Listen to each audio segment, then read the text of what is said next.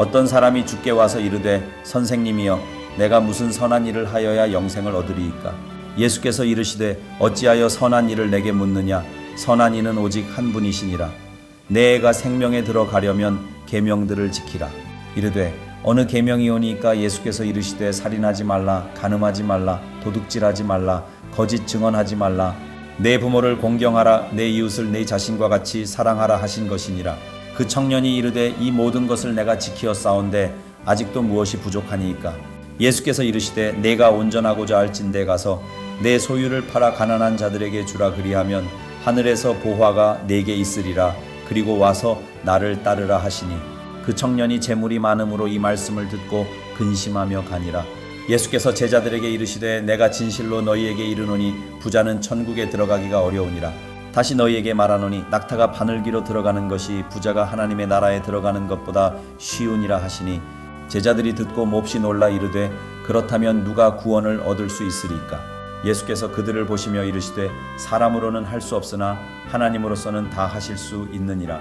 이에 베드로가 대답하여 이르되 보소서 우리가 모든 것을 버리고 주를 따라 싸운데 그런즉 우리가 무엇을 얻으리이까? 예수께서 이르시되 내가 진실로 너희에게 이르노니 세상이 새롭게 되어 인자가 자기 영광의 보좌에 앉을 때에 나를 따르는 너희도 12 보좌에 앉아 이스라엘 12지파를 심판하리라.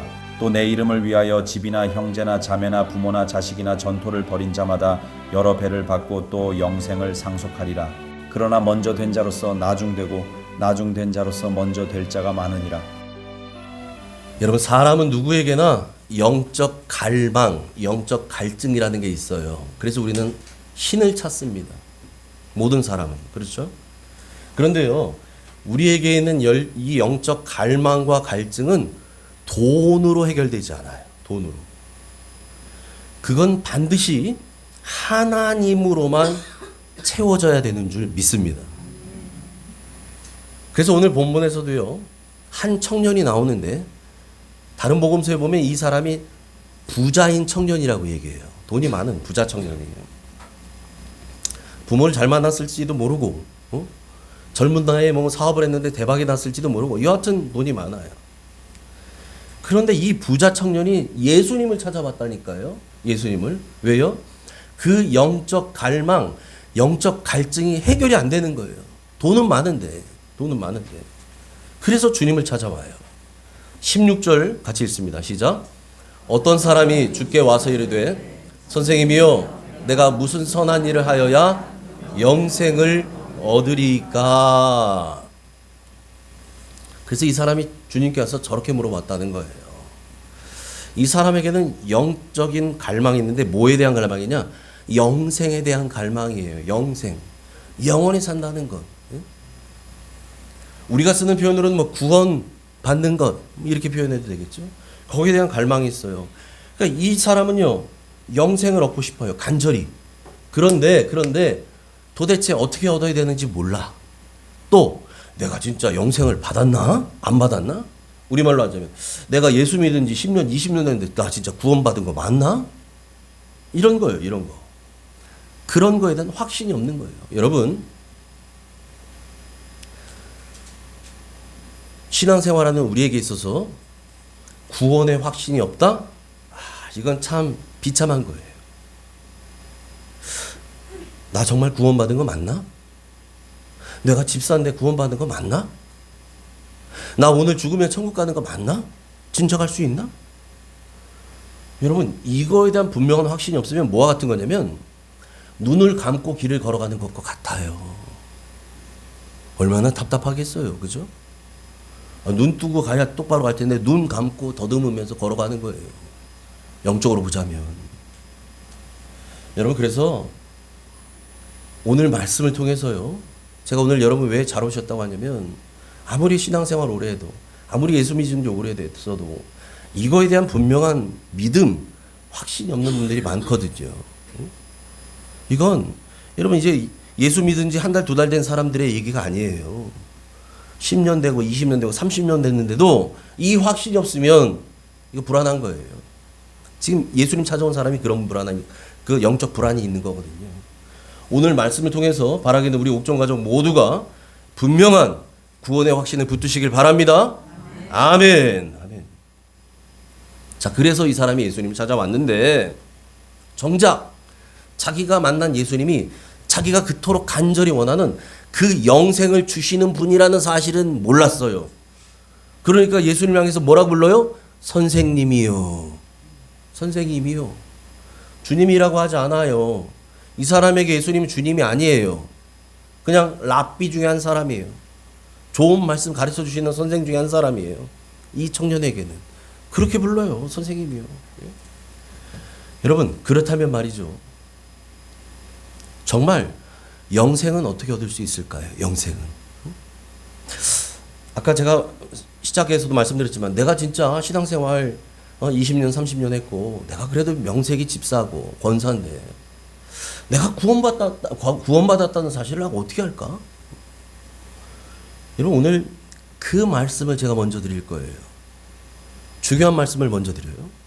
요한복음 17장 2절과 3절입니다. 같이 읽습니다. 시작. 아버지께서 아들에게 주신 모든 사람에게 영생을 주게 하시려고 만민을 다스리는 권세를, 영생은 곧 유일하신 참 하나님과 그가 보내신 자 예수 그리스도를 아는 것이니이다. 아멘. 아멘. 예수님께서 직접 하신 말씀입니다. 예수님께서 제자들 앞에서 요한복음 17장에 예수님께서 뭐라고 말씀하시냐면 이렇게 말씀하시죠. 하나님 아버지께서 아들에게, 예수님에게 주신 모든 사람에게 영생을 주기를 원하신다는 거예요. 이게 하나님 뜻입니다. 하나님은 하나님께서 예수님에게 허락한 모든 성도들, 그러니까 여러분, 예수님의 이름을 부르며 주님 앞에 나온 우리 모두요. 우리 모두. 예수님 찾지도 않는 사람 말고 예수님 앞에 나온 모두, 이 모든 사람에게 하나님 뭘 주길 원하셔요? 영생을 주길 원하신다는 거예요. 그래서 이게 중요해요. 영생을 주기 위해서 하나님이 뭘 하셨느냐? 뭐 하셨느냐? 만민을 다스리는 권세를 아들 예수 그리스도에게 주셨다는 거예요. 모든 사람이 영생 얻게 하시려고 그 모든 사람을 다스리는 권세를 예수 그리스도 아들에게 주셨다는 거예요. 하나님께서. 이 얘기를 합니다. 여러분, 그러니까요, 예수 그리스도의 저 다스림을 받는 사람이 곧 영생 얻은 사람이에요. 중요합니다. 여러분 잘 들으셔야 돼요. 예수님의 통치, 예수님의 다스리심, 예수님의 말씀에 그 안에 거하는 사람들, 이 사람이 예수님 영생을 받은 사람이라고요. 그 권세를 아들에게 주셨잖아요. 모든 다스리는 권세를. 왜? 저 권세를 왜 주셨는데? 아들에게 주신 모든 사람들을 영생 얻게 하시려고, 영생 주게 하시려고. 예수님의 다스림을 받고 산다는 건 뭘까요? 예수님을 다스림. 야, 예수님의 다스림을 받는 사람이 영생 얻은 사람인데, 구원받은 사람인데, 그러면 예수님의 다스림을 받고 사는 건 뭘까? 예수님께 순종하며 사는 거예요. 다스림을 받는다는 건 통치 아래 있다는 얘기거든요. 여러분, 우리는 대한민국 헌법의 통치를 받고 있습니다. 그 다스림을 받는 거예요. 헌법 아래 있는 거예요. 대통령이라 할지라도 다 헌법에 다스림을 받는 거거든요. 그러니까 그 사람들을 대한민국 국민이라고 하죠. 미국 사람들은 달라요. 그 사람은 미국이니까 한국의 법에 저촉을 안 받죠. 미국 법을 받는 거죠. 우리는 하나님의 아들이신 예수 그리스도의 다스림의 권세를 받는 사람들. 그래서 우리는 예수님께 순종하며 사는 삶, 예수님의 다스림을 받고 사는 거라는 거예요. 예수님을 나의 주인으로 모시고 사는 거예요.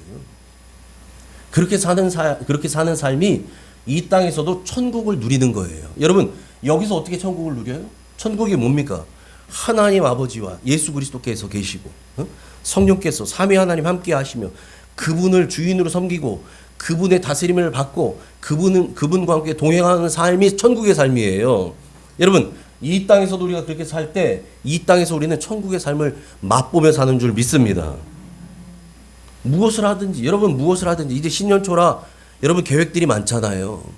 아마 개인적인 계획도 있을 거고 가정의 계획도 있을 거예요. 사업하는 사람들 사업의 계획도 있을 겁니다. 연초에는 누가 하지 말라도 다 계획을 세우잖아요.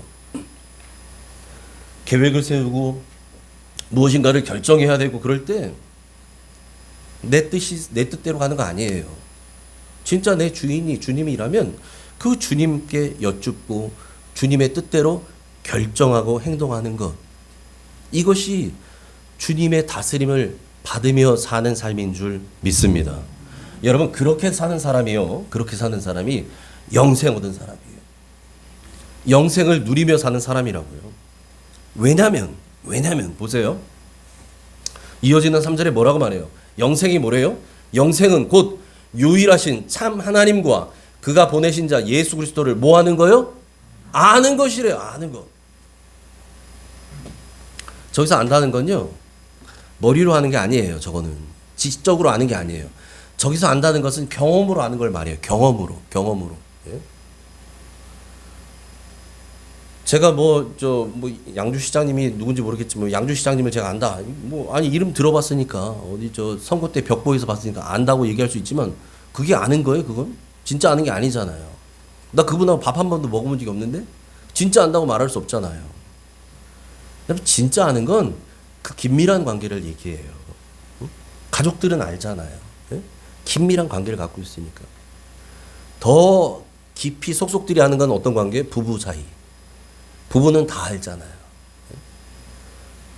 물론 100% 알지 못하지만 부부를 알지라도. 예? 여러분, 부부는 어떻게 알아요? 경험을 통해 아는 거거든요. 경험해 가면서 아는 거거든요. 그렇게 하는 거예요. 안다는 것이. 그러니까 여러분, 하나님과 예수 그리스도를 매일의 삶에서 경험하며 사는 사람, 그 사람이 바로 유일하신 참 하나님과 그가 보내신 예수 그리스도를 아는 사람, 곧 영생을 누린 사람인 줄 믿습니다. 성령님의 인도하심을 받아서 하나님의 뜻대로 주님의 말씀을 따라 사는 사람, 이 사람이 영생 얻은 사람이에요. 영생을 누리는 사람이에요. 왜? 그 사람은 유일하신 참 하나님이 어떤 분이신지, 그가 보내셨던 예수 그리스도가 어떤 분인지 경험을 통해서, 나의 삶을 통해서, 체험을 통해서 알아가잖아요. 매일매일. 하나님의 뜻대로 성령의 인도하심을 따라서 주님의 말씀을 따라서 하는데요. 그러니까 알아가는 거예요. 알아가는 거예요.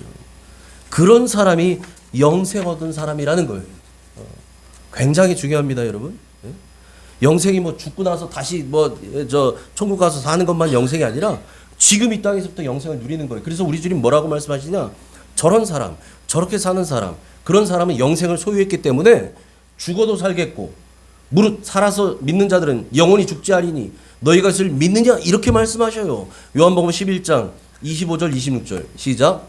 예수께서 이르시되 나는 부활이요 생명이니 나를 믿는 자는 죽어도 살겠고 무릇 살아서 나를 믿는 자는 영원히 죽지 아니하리니 이것을 네가 믿느냐? 아멘. 우리 주님이 뭐라고 말씀하셔요? 우리 주님은 부활이고 생명이시래요. 부활이고 생명. 그런데 25절과 26절에 보세요. 25절과 26절. 저기에 해당되는 사람이 누구냐면 예수님을 믿는 자예요. 나를 믿는 자. 예수님을 믿는 자는 죽어도 산다고 말씀하셔요. 26절 보세요. 살아서 나를 믿는 자. 예수님을 믿는 자예요. 예수님을 믿는다는 게 뭐냐 말이죠. 그러면 저 예수님 믿어요. 어떻게 믿습니까? 예수님 믿으니까 일요일마다 교회 가잖아요. 이거 가지고는 안 돼요, 여러분. 이거 가지고는 안 돼요. 그 정도로 믿는다고 하는 게 아니에요. 저기서 믿는 거는요. 저기 보세요. 죽어도 사는 사람, 영원히 죽지 않는 사람 누구냐? 예수님을 정말 믿는 사람이에요. 그 예수님은 어떻게 믿는데? 부활이요 생명이신 그 예수님, 날마다 나의 삶으로 고백하며 믿는 사람이에요. 그냥 기도할 때만 주님 하는 게 아니라 내가 일상의 삶에서도 그 주님이 나의 생명이십니다. 그 주님이 나의 힘이십니다. 이걸 고백하면서 하는 거예요. 인정하면서 하는 거예요. 여러분, 그 주님과 그러니까 날마다 소통하죠. 기도로. 교회 와서만 기도하는 게 아니에요. 여기서 기도하는 것도 너무너무 중요하지만 여러분 일상의 삶에서 기도하셔야 돼요. 집에서도 기도하시고 일터에서도 기도하시고 버스 안에서도 기도하시고 길 가면서도 기도하시고요. 그러니까 무시로 기도하라고 하잖아요. 무시로 기도하는 거예요. 쉬지 말고 기도하라고 얘기하잖아요. 쉬지 말고. 생각날 때마다. 그래서 기도는 영혼의 호흡이라고 하잖아요. 기도는 호흡이에요. 여러분 저는 그래서 눈 뜨고도 기도해요. 어떻게? 운전하면서 기도해요. 눈 뜨고. 앞을 봐야 될 거 아니에요. 운전하는데. 눈 감을 수 없잖아요. 앞을 보면서 기도하죠. 여러분 어떤 상황과 환경 가운데서도 우리는 주님과 소통하셔야 됩니다. 할렐루야. 그래야 그분의 뜻대로 사는 거죠. 그분이 나에게 지금 뭐라고 말씀하시냐. 내가 누구를 만나러 가는데 하나님, 주님 제가 뭘 하면 좋겠습니까? 여러분 물으셔야 돼요. 여러분 일터에서도 일하시다가도 주님 저에게 맡겨주신 이 일이 있는데 이거 내가 감당해야 되는데 이걸 어떻게 할까요? 여쭤봐야죠. 아 그동안 내가 이 직장에서 산 지가 10년이 넘었어. 척하면 척이지 뭘 물어봐. 아니요. 물어보셔야 된다니까요. 길이요 진리요 생명 되신 예수님. 그 예수님과 함께 그래서 천국까지 같이 걸어가는 사람. 이걸 동행이라고 해요. 동행. 함께 걸어가는 사람. 여러분 이런 사람은 죽어도 살겠고 영원히 죽지 않는다는 사실을, 그러한 영생을 소유한 줄 믿으시기 바랍니다. 그래서 여러분 천국은 어떤 사람들이 들어가는 건가? 제가 몇 번 말씀드렸지만 천국, 우리 다 천국 가기를 원하시죠? 천국을 소망해서 여기 있는 거예요. 우리 중에 아유 뭐 천국 가면 좋고 아니면 말죠 뭐 이런 사람 없을 거예요. 다른 건 양보해도 천국은 양보하면 안 됩니다, 여러분. 예? 다른 건 포기해도 천국은 포기하시면 안 돼요. 예? 우리 이것 때문에 신앙하는 거예요. 그러면 천국은 어떤 사람들이 들어가는 거냐? 어떤 사람들이 이걸 아셔야 돼요. 천국은 누가 가느냐? 이 땅에서 천국을 누리며 살다 간 사람들이 들어갑니다. 할렐루야. 아주 중요한 얘기예요. 여기서는 막 그냥 대충 응? 학교 학생으로 치자면 낙제받지 않을 정도로만 신앙생활하고 응? 너무 미안하지 않을 정도로만 신앙하다가 천국 싹 들어가면 그때 잘 살면 되지, 잘하면 되지. 천만의 말씀이라니까요, 여러분. 천국은 그렇게 하는 곳이 아니에요. 그래서 주님 뭐라 그래요? 좁은 길이라고 말해요. 좁은 길. 그 길은 찾는 자가 적다는 거예요. 많은 사람들은 넓은 길로 가길 좋아해요. 편한 길, 쉬운 길, 내 맘대로 갈 수 있는 길. 여기 힘들거든요. 때로는 눈물의 골짜기, 음침한 사망의 골짜기를 걷는 것 같기도 하거든요. 그러니까 찾는 사람이 적지요. 그런데 천국으로 하는 길은 그렇다는 거예요. 그렇다는 거예요. 여러분, 천국은 이 땅에서 대충 그냥 일주일에 한 번 예수님만 믿으면 되지 뭘. 그러다가 죽으면 딱 들어가는 거? 아니라니까요, 여러분. 여러분 이 땅에서도 천국을 맛보며 누리며 살던 사람, 그 사람이 들어가는 거예요. 천국이 어떤 곳인데요? 천국은 하나님을 섬기는 곳입니다. 천국은 예수님의 다스림을 받는 곳이에요. 천국은 우리가 가서 우리 영원히 그렇게 살 거예요. 그러니까 하나님을 예배하며 살죠. 하나님을 찬양하며 살죠. 여러분 그래서 이 땅에서의 신앙생활이 너무너무 중요한 거예요. 여기서 신앙생활. 이 땅에서 신앙생활은 천국 생활을 준비하는 과정이에요. 그러니까 목사인 제가 여러분에게 툭 하면 얘기하잖아요. 주일에 교회 한 번 오시는 분들 평일날 예배 나오세요. 수요일, 금요일 저녁에 와서 예배하세요. 새벽기도 못 나오는 분들 한 번이라도 도전해 보세요. 하는 이야기가 여러분 저렇게 맨날 나 귀찮게 하네. 이게 아니라 그걸 통해서 바른 신앙생활, 예? 천국을 맛보며 누리며 산다는 것이 무엇인지 맛을 보라는 거예요, 여러분. 그러므로 여러분 모두는 예배의 기쁨을 누리며 사시기를 축복합니다. 예배 드림이 기쁨 됩니다. 우리 찬양은 하거든요. 근데 어떤 사람은 그래도 난 예배 드리는 것보다는 드라마 보는 게 더 기쁜데? 예배 드리는 것보다는 친구들하고 커피 마시며 수다 떠는 게 더 기쁜데? 이건 문제가 있거든요. 예배 드림이 정말 기쁨이 된다면 여러분 다른 거 제쳐놓고 예배를 드려야죠. 예배 자리에 와야죠. 예배가 기쁘다면 오지 말라 그래도 옵니다. 근데 예배가 기쁘지 않으니까, 이게 짐스러우니까, 이게 의무전이니까 어쩔 수 없이 마치 면피하듯이. 이거 아니에요. 왜? 우리 천국 가서 뭐 할 건데요? 영원히 예배할 건데요, 하나님을.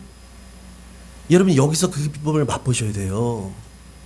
여기서 맛보는 거는 요만큼밖에 안 되거든요. 천국에서 누릴 기쁨, 그 어마어마한 거에 비교할 수 없거든요. 우리에게 요만큼 맛보라고 하나님께서 우리에게 예배를 허락하셨어요. 예배. 예배의 기쁨을 누리시기를 축복합니다. 날마다 그래서 기도로 하늘의 능력을 공급받으며 사시길 바랍니다. 여러분 내 힘으로 살 수 없어요, 세상.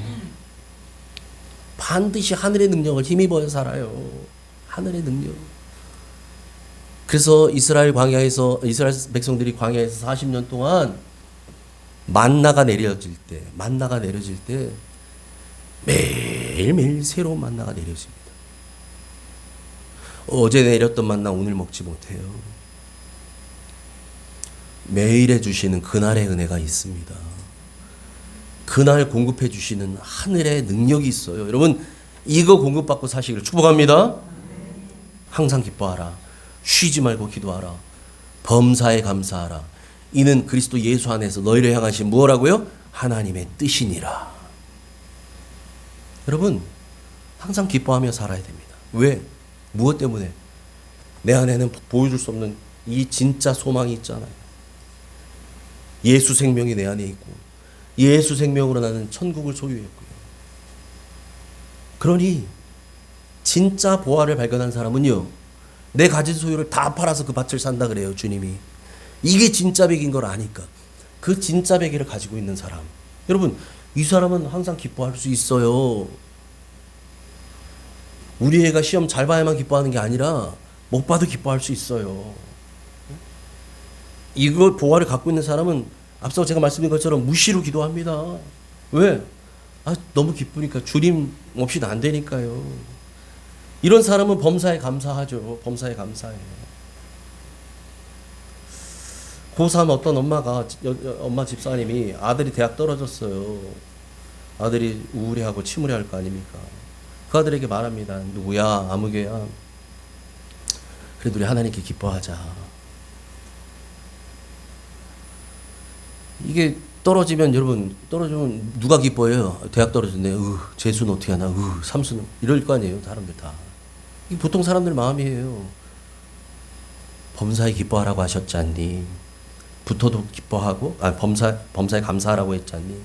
붙어도 감사, 떨어져도 감사. 왜? 하나님은 이 일을 통해서 더 놀라운 일들을 너에게 준비하셨다는 거 우리 믿음으로 기뻐하고 감사하자. 그러니까 나중에 이해가요. 예? 교회 가면 자기 친구들도 만나고 그 또래 집사님들, 권사님들도 물어볼 거 아니에요. 아유, 권사님, 그 누구누구 어떻게 됐어요? 집사님, 누구 어떻게? 사람들 떨어지면 창피해서 교회 안 가요. 그런 얘기가 대답하기 뭐하다고. 아니, 웃으면서 대답하죠. 저 떨어졌어요. 애가 너무 밝아. 거기 연연하지 않거든요. 그리고 얘가 그것 때문에 오히려 붙은 아이들을 진심으로 축하를 해줘요. 누구누구야, 넌 너무 잘 됐다. 축하한다. 난 떨어졌지만. 여러분, 그리스도인들은 범사에 감사해야 되는 사람인 줄 믿습니다. 왜? 그게 그리스도 예수 안에서 너희를 향한 하나님의 뜻이래잖아요. 하나님 마음이라잖아요. 그렇게 살기를 원하신다잖아요. 여러분, 그렇게 사는 사람들, 그렇게 해서 이 땅에 살다가 천국에 다 들어가는 저와 여러분 되시기를 축복합니다. 아멘. 그런데 이 부자 청년은 그 진리를 몰랐어요. 이 부자 청년은. 그러니까 예수님께 영생을 얻으러 와서 뭘 물어보냐? 예수님, 선생님, 제가 어떤 계명을 지켜야 영생을 얻겠습니까? 계명을 지켜야 된다고 생각하는 거죠. 그럼 그에게 주님께서 뭘 말씀하시냐? 10계명 중에서 5번째 계명부터 뒤에 나오는 대인 계명, 사람 사이의 계명, 사람과의 관계에서 지켜야 될 계명을 말씀하셔요. 18절 19절 시작. 이르되 어느 계명이 오니까 예수께서 이르시되 살인하지 말라, 간음하지 말라, 도둑질하지 말라, 거짓 증언하지 말라, 내 부모를 공경하라, 내 이웃을 내 자신과 같이 사랑하라 하신 것이니라. 아멘. 여러분, 살인하지 말라 6계명, 간음하지 말라 7계명, 도둑질하지 말라 8계명, 거짓 증언하지 말라 9계명. 내 부모 공경하라 5계명. 5계명부터 9계명까지 있는 저 계명들을 쭉 나열하셔요. 그러면서 결론적으로 무슨 얘기 하시냐? 내 이웃을 내 자신과 같이 사랑하라. 여러분, 다른 사람을 내 자신과 같이 사랑하면 앞에서 말한 것처럼 살인하지 않아요. 간음하지 않아요. 도둑질하지 않죠. 거짓 증언, 거짓말하지 않죠. 부모에게도 효를 다할 겁니다. 부모님을 내 자신처럼 사랑한다면, 예? 진심으로 공경할 거예요. 내 몸처럼 사랑하는데 부모님을. 그래서 여러분, 대인계명의 결론은 뭐냐? 내 이웃을 내 자신과 같이 사랑하라는 저 말씀인 거예요. 오늘 본문의 말씀은 아니지만 그래서 주님이 뭘 말씀하셔요? 내 마음을 다하고 목숨을 다하고 뜻을 다하여 주 너희 하나님을 사랑하라. 이게 첫째 된 계명이고, 다음은 이와 같으니, 크기가 같다는 거예요. 내 이웃을 내 자신과 같이 사랑하라 말씀하시잖아요. 그것이 모든 선지자들이 말했던 강령이라는 거예요. 그게 율법이고 강령이고 그게 전부라는 거예요. 그래서 우리는 줄여서 뭐 하나님 사랑, 이웃 사랑 얘기하는데, 대신 계명, 하나님 사랑, 대인 계명, 이웃 사랑, 그걸 말씀하시는데 청년이 지금 뭐라고 얘기해요? 그런데 선생님, 저 그 계명 다 지켰는데요? 근데 제 생각할 때 저는 그거 말고 저에게 뭔가 하나 부족한 거 있습니다. 이렇게 물어보는 거예요. 뭔가 해결이 안 된 거야. 뭔지는 모르겠어. 근데 자기 안에 뭔가 좀 찜한 게 있어요. 주님께서 본론을 꺼내십니다. 그 청년의 아킬레스건을 탁 건드리는 말씀을 던지시죠. 21절 시작. 예수께서 이르시되 내가 온전하고자 할진대 가서 내 소유를 팔아 가난한 자들에게 주라. 그리하면 하늘에서 보화가 내게 있으리라. 그리고 와서 나를 따르라 하시니. 아멘. 이 청년이 자기는 뭐 다른 계명 다 지켰다고 했는데 주님이 본론을 꺼내셔요. 뚜껑을 열고. 무슨 얘기예요? 무슨 얘기 하십니까? 네 소유를 다 팔아서 가난한 자들에게 주라는 거예요. 그냥 거저 주라. 그리고 와서 나를 따르라. 이렇게 얘기합니다. 와, 이 말씀 들으니까요, 이 청년이 근심하며 돌아갔다. 더 이상 얘기 안 해요. 그냥 돌아가 버려요. 왜? 성경은 얘기합니다. 그 청년이 재물이 많은 거로. 22절 시작. 그 청년이 재물이 많음으로 이 말씀을 듣고 근심하며 가니라. 여러분, 재물이 많다는 거요, 저 단순히 돈이 많다는 의미가 아닙니다. 단순히 돈이 많은 게 문제가 아니라는 거예요. 저 청년에게 진짜 문제는 뭐냐면 그 돈이 저 청년의 진짜 주인이었던 거예요. 그러니까 돈에 묶여 살아요. 돈에 묶여 사는 거예요, 저 청년은. 여러분, 돈 많은 사람만 돈에 묶여 사는 거 아닙니다. 우리는 뭐 그렇게 큰 부자들, 우리 옥정 가족 중에는 없으시잖아요. 제가 모르나? 예, 아마 그러실 거예요. 그런데 여러분, 돈이 없어도 돈에 묶여 사는 사람들이 많아요. 많아요. 돈에 묶여 사는 사람은요, 돈의 지배를 받습니다. 돈의 지배를 받아요. 돈이 그 사람을 지배하는 거예요. 돈의 다스림을 받아요. 아까 요한복음 17장 2절에서 우리 주님께서 뭐라 그러셨냐면, 하나님은 아들에게 주신 모든 사람들이 영생 얻기를 원하신다고 하셨어요. 그것 때문에 그 아들에게 그 모든 사람을 다스리는 권세를 주셨다 그랬거든요. 그래서 제가 말씀드렸잖아요. 영생 얻은 사람 어떤 사람이냐? 예수님의 다스림을 받는 사람이 곧 영생 얻은 사람인데, 예수님의 다스림을 받고 우리는 살아야 되는데 세상에 웬걸 예수님의 다스림이 아니라 돈의 다스림을 받고 사네? 돈의 통치를 받고 사네? 돈에 묶여 사네? 그러니 이 사람은 자기주의니 하나님 아니죠. 돈이었던 거예요. 돈이었던 거예요. 이 청년은요. 여러분, 그러니까 근심하고 가버렸어요. 안타깝게도. 저 사람은요, 무엇이 문제였던가? 여러분, 우리가 받은 구원, 우리가 누리고 있는 이 영생, 우리가 앞으로 소유하게 될 천국, 이거의 가치를 모르는 사람이에요. 이걸 가치를 몰라요.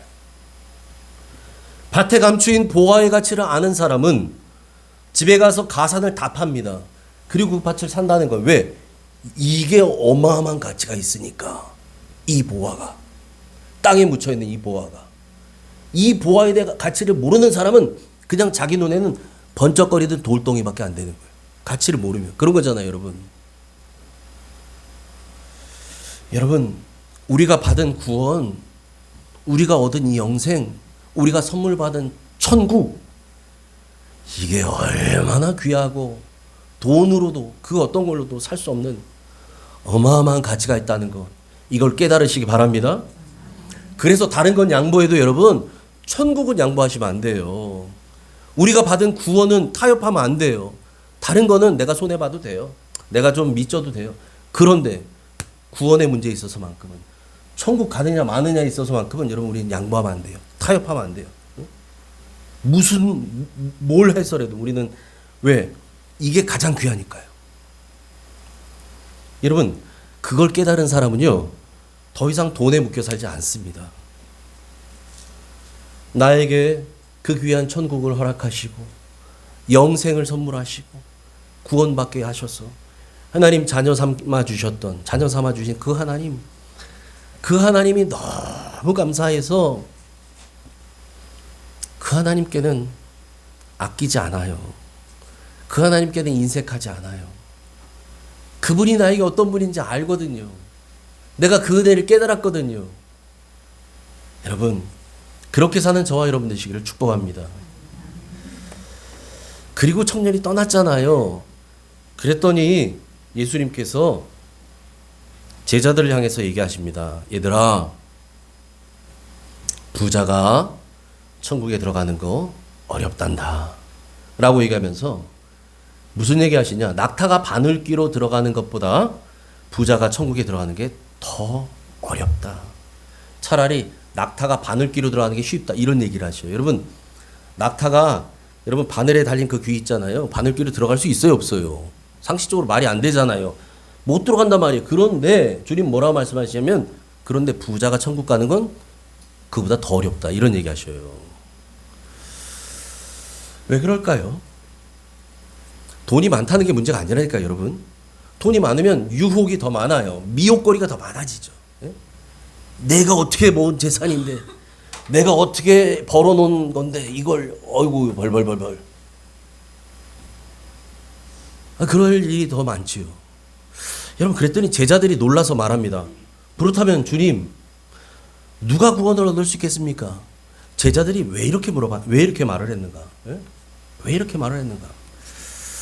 예? 말하잖아요. 그렇다면 누가 구원을 얻을 수 있을까요? 이 당시에, 그 당시에요, 이 유대인들은 부자는 어떤 사람이냐? 하나님께 복을 받은 사람이다 라는 생각을 가지고 있었어요. 유대인들 사회에서. 그러니까 보세요. 아브라함 복을 받아서 거부가 됐죠? 네. 욥 보세요. 욥. 하나님을 경외하는 자. 와, 그랬더니 하나님께서 동방의 의인이다 라고 하면서 욥에게 어마어마한 부를 허락하시잖아요. 구약 성경에 나오는 그 부자들 보면 하나님을 다 경외했던 사람들, 그러니까 복을 받아서 부자가 된 사람들이 많거든요. 그러니까 유대인들은, 이스라엘 사람들은 부자들은 하나님께 복 받은 사람이다 라고 생각하는 인식들이 있었어요. 그러다 보니까 내가 부자가 아닌 사람은 나도 부자가 되고 싶어, 하나님께 복을 받아서, 이런 생각을 하거든요. 그 당시에. 여러분, 그러니까 이 사람 제자들이 이렇게 생각하는 거예요. 자, 부자가 천국에 가는 게 어렵다고? 부자는 어떤 사람인데? 하나님께 복 받은 사람이잖아. 하나님의 이쁨 받아서. 야, 하나님께 복 받은 사람이 천국 들어가기가 어려우면 도대체 천국 누가 들어가? 그렇지 않겠어요? 그래서 물어보는 거예요. 저렇게 질문하는 거예요. 그럼 도대체 누가 구원받을 수 있다는 겁니까? 누가 천국 들어간다는 얘기입니까? 그렇게 물어보는 거예요, 제자들이. 예? 그러면서 동시에 저 제자들의 마음속에는 뭐가 있냐면, 자기들은 예수님을 따르기 위해서 버린 것이 많은 사람. 우리는 뭐 배도 버리고 아버지도 버리고 직업도 버리고 다 버리고 가정도 버리고 왔습니다. 거기에 대한 보상을 은근히 기대해요. 대놓고 주님에게 말씀하진 않았어요, 제자들이 평소에는. 근데 마음속에 뭐가 있냐면, 야, 우리는 예수님을 위해서 집도 버리고 내 재산 다 버리고 직업도 버리고 지금 예수님 쫓은 제자들이잖아. 우린 틀림없이 특별한 보상이 있을 거야. 이런 것들을 기대했거든요. 그래서 베드로가 주님께 그렇게 말합니다. 27절 같이 읽습니다. 시작. 이에 베드로가 대답하여 이르되 보소서 우리가 모든 것을 버리고 주를 따라 싸운데 그런즉 우리가 무엇을 얻으리이까? 우리가 모든 걸 버리고 주님 따르는 거 주님 아시지 않습니까? 그런데 하나님께 축복받은 사람이 천국 못 간다고요? 그러면 우리는 뭘 받아요? 우리는? 여러분, 베드로의 마음속에 있는, 제자들의 마음속에 있는 저런 생각을 공로주의라고 합니다. 공로주의. 우린 다른 사람들과 달라. 우리는 모든 걸 버리고 주님을 따랐어. 그리고 특별한 보상이 있어야지.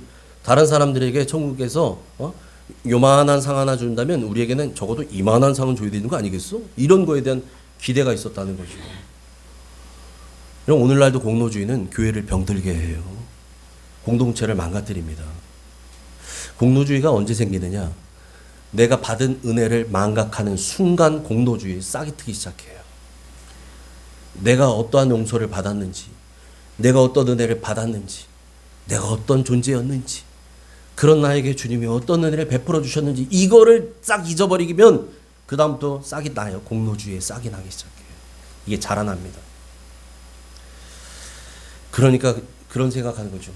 내가 지금까지 한 게 얼마인데, 내가 이 교회에서 어떤 사람인데, 이런 생각들 하는 거예요. 여러분, 주님께 받은 용서와 은혜를 생각한다면 공로주의는 없어져야 할 줄 믿습니다. 그런 제자들에게 주님이 이제 말씀하셔요. 28절 하반절 시작. 세상이 새롭게 되어 인자가 자기 영광의 보좌에 앉을 때에 나를 따르는 너희도 12보좌에 앉아 이스라엘 12지파를 심판하리라. 아멘.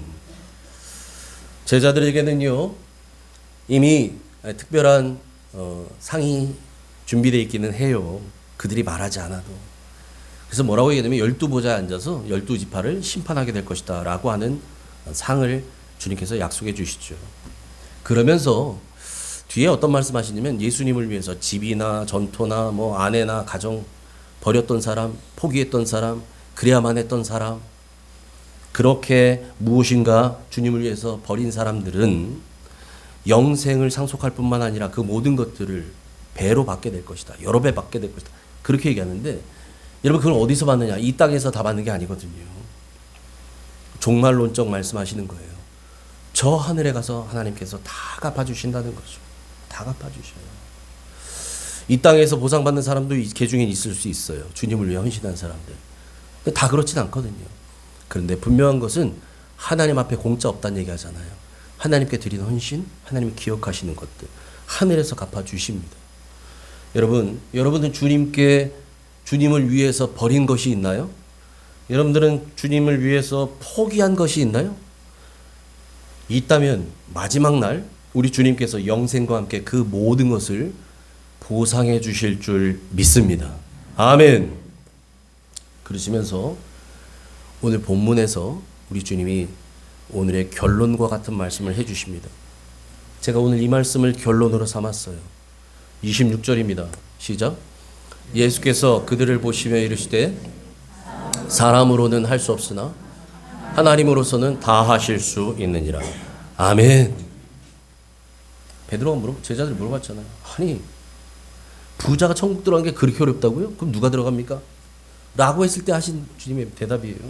사람으로는 할 수 없으나 하나님으로서는 다 하실 수 있느니라. 여러분 부자가 천국 들어가는 것도 우리가 구원받은 것도 받는 것도 오직 전적인 하나님의 은혜로만 가능하다는 사실입니다. 내 능력, 내 열심, 내 노력 아니에요. 전적인 하나님의 은혜만, 전적인 하나님의 은혜가 있어야만 가능하다는 거예요. 여러분 곰곰이 생각해 보세요. 이 세상에는요 사람으로서는 할 수 없는 일들이 참 많습니다. 할 수 있는 일보다 할 수 없는 일이 훨씬 더 많아요. 생명이 태어나는 것, 생명이 자라나는 것 우리 할 수 있나요? 못하잖아요. 내 몸의 질병을 고치는 것, 내 생명을 연장하는 것, 내 몸이라고, 내 것이라고 할 수 있나요? 못하잖아요. 이거 다 하나님이 주관하시는 것입니다. 하나님 소관이에요. 여러분, 우리가 꽃이든 심을 수 있어요. 그런데 그 꽃이에서 꽃을 피게 할 수는 없어요. 그건 누구만 하실 수 있어요? 하나님만 하실 수 있어요. 사람으로는 할 수 없으나 하나님으로서는 다 하실 수 있는 줄 믿습니다. 올 한 해, 여러분, 그러니까 올 한 해를 이제 시작하는데 우리가 첫 예배잖아요. 올 한 해도 좋은 일만 있진 않을 거예요. 어려운 일, 힘든 일, 숨이 턱턱 막히는 일들도 겪게 될지 몰라요. 그런데 아무리 어려운 일 만나더라도 여러분, 우리 잊지 말아야 할 것이 있어요. 바로 저 말씀이에요. 사람으로는 할 수 없으나 하나님으로서는 다 하실 수 있습니다. 하나님, 이 문제 나는 해결할 수 없습니다. 이 문제 사람은 죽었다 깨다도 할 수 없습니다. 그런데 하나님은 하실 수 있습니다. 여러분, 이런 믿음의 고백이 있길 축복합니다. 우리는 그런 믿음으로 그 하나님의 은혜로 구원받은 사람들이에요. 그 은혜로 구원받았어요.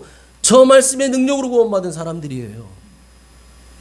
그러므로 송구영신 예배 때 제가 말씀드린 것처럼 올 한 해 우리가 어떻게 살아야 되는가? 우리는 믿음으로 살아가야 됩니다. 믿음으로. 그리고 우리의 믿음은 이제 성장하는 믿음 되어야 됩니다. 더 이상 어제와 같은 믿음이면 안 돼요. 작년과 같은 믿음 아니에요. 이제 자라나는 믿음. 그래서 이 믿음을 통해서 우리는 이제 올해는 믿음의 역사를 경험하게 될 줄 믿습니다. 그런데 여러분, 그 모든 일들, 믿음으로 살아가고 우리의 믿음이 성장하고 믿음의 역사를 경험하게 되는 그 모든 것도 사람으로서는, 나로서는 할 수 없어요. 내 능력, 내 의지 안 돼요. 내 의지 갖고는 작심삼일로 끝나요. 내 의지로는 할 수 없어요. 그래서 그 모든 것들을 주관하시는 하나님께 온전히 맡기고 고백하는 겁니다. 사람으로는 할 수 없으나 하나님으로서는 다 하실 수 있습니다. 그런 믿음으로 주님과 동행하는 행복한 한 해 되시기를 주님의 이름으로 축원합니다. 아멘. 하나님, 2026년을 허락해 주셔서 감사합니다. 이 첫 주일 주님께서 주신 말씀을 붙들고 구원받은 우리들, 구원받은 사람답게 살아가게 하여 주옵소서. 이제 하나님을 나의 주인으로 모시고 이 땅에서도 천국을 누리며 살기를 원합니다. 그것은 다름 아닌 우리 모두를 다스리는 권세를 하나님께서 우리 주님께 주셨고, 우리 예수님의 말씀을 따라 예수님의 다스림을 받으며 사는 것이 영생이라고 하셨사오니, 주여, 그 삶을 통해 우리에게 허락하신 참 하나님과 그가 보내신 자 예수 그리스도를 알아가는 영생을 누리며 사는 삶을 살게 하여 주옵소서. 믿음으로 살기 원합니다. 믿음이 성장하기 원합니다. 믿음의 역사를 경험하는 2026년 되기를 원합니다.